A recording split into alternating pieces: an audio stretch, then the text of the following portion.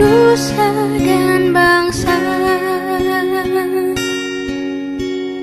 menjaga harta pusaka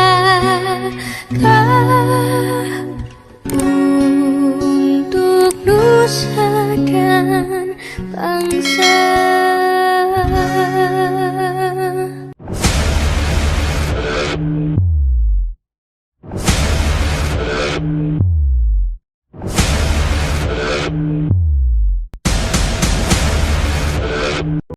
Pada edisi ini, kami melanjutkan pembahasan dari edisi keempat, 5, 6 jam yang lalu.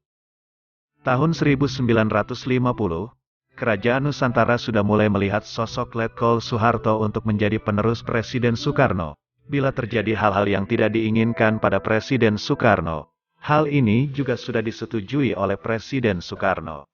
Peristiwa yang membuat nama Letkol Soeharto muncul sebagai penerus Presiden Soekarno adalah penyerangan tentara KNIL Belanda ke Makassar.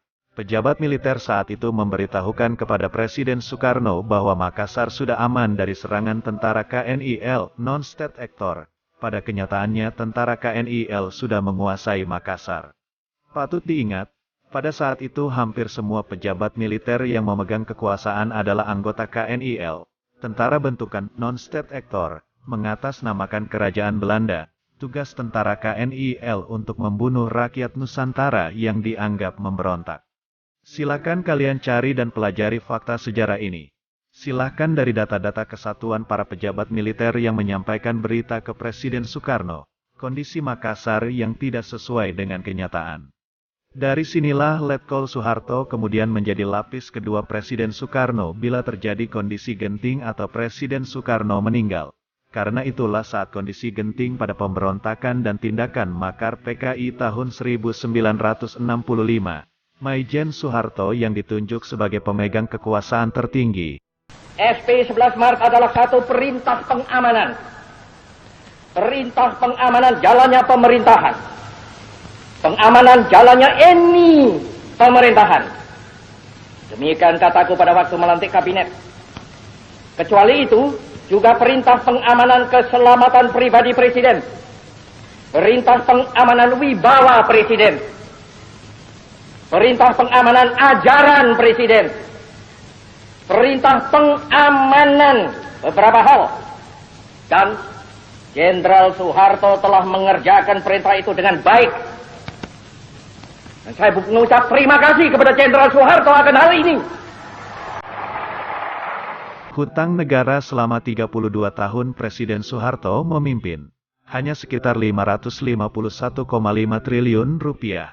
Rakyat banyak mendapatkan manfaat, bahan bakar murah, tarif listrik murah, beras murah, gula murah, lapangan pekerjaan banyak, makanan pokok murah, menjadi negara eksportir beras dan hasil laut terbesar di Asia. Kurs rupiah terhadap dolar terjaga, antara Rp1.500 per dolar sampai Rp2.500 per dolar.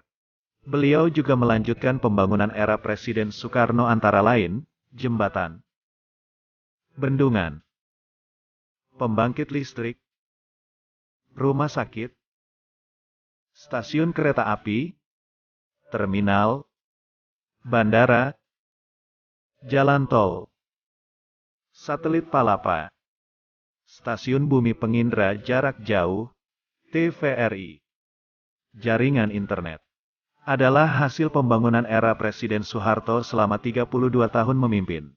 Sejak era Presiden Soeharto, non-state actor, mundur satu langkah dan merevisi strateginya. Selama 30 tahun, non-state actor, menyusupkan orang-orang yang mereka pelihara ke dalam pemerintahan Presiden Soeharto. Menyiapkan pengganti Presiden Soeharto yang sesuai dengan kriteria para non-state actor ini. Puncak perencanaan dan pelaksanaan rencana non-state actor, menyusun dan membiayai operasi intelijen untuk menjatuhkan Presiden Soeharto. Sejak tahun 1990, non-state actor sudah memasang perangkap dengan menggunakan perusahaan-perusahaan swasta miliknya yang beroperasi di Indonesia. Perusahaan swasta ini mengajukan pinjaman dolar dengan jangka waktu pinjaman yang sangat pendek ke bank-bank milik non-state actor di luar negeri. Dalam kurun 7 tahun itulah, pinjaman dolar perusahaan swasta mencapai 72,5 miliar dolar, dan sudah diatur pinjamannya hanya untuk jangka pendek dengan waktu pengembalian 5 tahun sejak diberikan. Tahun 1997, keuangan negara menjadi kacau dengan banyaknya hutang perusahaan swasta yang jatuh tempo. Tahun itu, hutang dolar perusahaan swasta yang jatuh tempo adalah 20 miliar dolar dari total hutang swasta sebesar 72,5 miliar dolar, lebih besar dari hutang negara jangka menengah dan panjang yang hanya di kisaran 65,5 miliar dolar. Cadangan devisa saat itu 14,5 miliar dolar. Seharusnya cukup untuk menjamin hutang luar negeri negara yang hanya 65,5 miliar dolar. Dan hanya 6 miliar dolar yang jatuh tempo tahun 1997 dan 1998. Tetapi karena hutang luar negeri swasta sebesar 25 miliar dolar yang jatuh tempo tahun 1997 inilah yang dibuat oleh non-state actor, memaksa negara harus mengikuti keinginan mereka untuk mengambangkan kurs mata uang rupiah terhadap dolar. Selama ini karena cadangan devisa negara dan hutang jatuh tempo yang terjaga, negara bisa mematok nilai tukar rupiah terhadap dolar. Dalam kurun waktu 3 bulan kurs rupiah terhadap dolar menjadi Rp11.000 per dolar. Pasar saham Indonesia ambruk, negara dipaksa menaikkan harga BBM sangat tinggi. Harga-harga bahan pokok otomatis ikut naik sangat tinggi. Stabilitas ekonomi negara guncang dan berimbas pada stabilitas politik terpengaruh sangat besar. Presiden Soeharto akhirnya memutuskan untuk mengundurkan diri guna menghindari perang saudara di negeri Nusantara. Kalian bisa melihat sendiri, kedua presiden mendahulukan pembangunan infrastruktur yang bermanfaat untuk masyarakat luas, seperti bendungan, rumah sakit, pembangkit listrik, jembatan penghubung wilayah, stasiun kereta api dan transportasi darat. Prioritas berikutnya adalah bandara, telekomunikasi dan jalan tol. Baik Presiden Soekarno maupun Presiden Soeharto selalu merencanakan terlebih dahulu apa yang akan dibangun dalam jangka waktu 5 tahun ke depan. Era Orde Baru dikenal dengan rencana pembangunan 5 tahun atau Repelita dan Pelita. Presiden Soekarno dikudeta oleh non-state actor. Presiden Soeharto dipaksa mundur oleh non-state actor. Non-state actor selalu menggunakan strategi membuat masalah yang mengganggu kepentingan rakyat banyak, tawarkan solusi untuk kepentingan rakyat banyak, dan berikan solusi yang sesuai dengan kepentingan non-state actor. Tanpa sadar, kami dan kalian mengikuti strategi yang non-state actor rencanakan. Ini bukan salah kami dan kalian semua. Sekali lagi, bukan salah kami dan kalian semua. Kami dan kalian semua adalah korban strategi non-state actor untuk ikut serta menjatuhkan Presiden Soekarno dan Presiden Soeharto. Kami dan kalian semua diadu domba untuk saling membenci, untuk membuat sekte-sekte politik, Soekarnoisme, Soehartoisme, dan masih banyak lagi. Ini karena para mahasiswa dan masyarakat umum tidak pernah mengetahui kebenaran sejarah. Non-state actor menyembunyikan sejarah yang benar.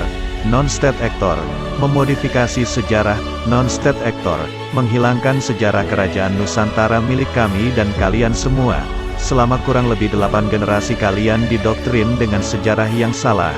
Sejarah yang sesuai dengan keinginan non-state actor.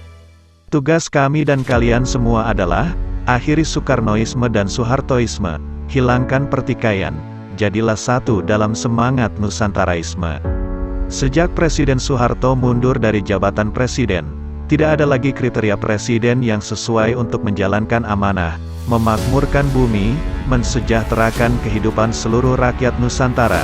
Oleh karena itu sejak tahun 1998, tidak ada lagi yang diberikan mandat menggunakan harta amanah Nusantara. Sampai sekarang, non-state actor secara terus-menerus mempersulit dana amanah Nusantara masuk ke Indonesia untuk digunakan memakmurkan rakyat Nusantara. Non-state actor melalui regulasi perbankan dan regulasi-regulasi legal yang tidak masuk akal seperti misalnya equity restriction, mempersulit dana amanah masuk ke Indonesia. Omnibus Law juga regulasi yang secara makro tidak menguntungkan untuk rakyat Nusantara. Sampai sekarang kerajaan Nusantara masih mencari putra bangsa Nusantara, yang mampu meneruskan tugas, memakmurkan seluruh bumi, terutama memakmurkan rakyat Nusantara. Pemegang amanah tidak boleh menjadi pemimpin, keuangan, agama, dan pemimpin rakyat harus terpisah. Kami mencari referensi dan mempelajari hal ini dari beberapa kitab suci. Dari kitab suci Al-Quran menemukan bahwa hal ini sesuai dengan 3 perintah Tuhan yang ada di dalam kitab suci tersebut.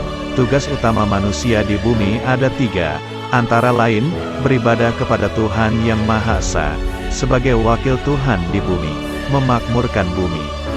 Dengan referensi dan mempelajari semua informasi yang kami kumpulkan, dapat kami simpulkan bahwa, poin nomor 1 adalah tugas para ulama dan pemimpin agama.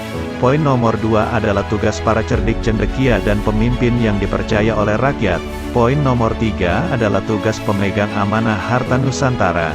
Tugas dan tanggung jawab ini sudah jelas dan harus selalu dilaksanakan. Kami mohon peran serta kalian semua. Sampaikan kebenaran sejarah ini kepada anak-anak kalian, teman-teman kalian, sanak saudara kalian, terutama generasi muda bangsa Nusantara, generasi muda Nusantara yang menjadi ujung tombak dan tulang punggung Nusantara untuk bangkit. Sudah saatnya Nusantara bangkit untuk memakmurkan rakyat Nusantara dan memimpin dunia.